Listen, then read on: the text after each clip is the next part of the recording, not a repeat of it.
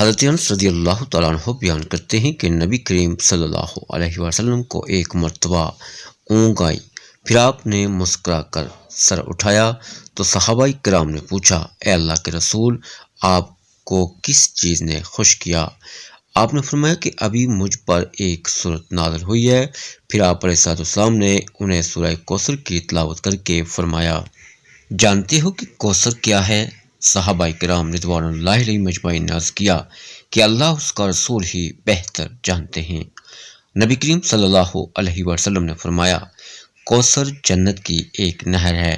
جو اللہ تعالیٰ نے مجھے عنایت فرمائی ہے، اس کے پاس بڑی خیر و برکت ہے، قیامت کے روز اس پر میری امت آئے گی، اس نہر کے پیالے آسمان کی طرح تاروں کی طرح بے شمار ہیں،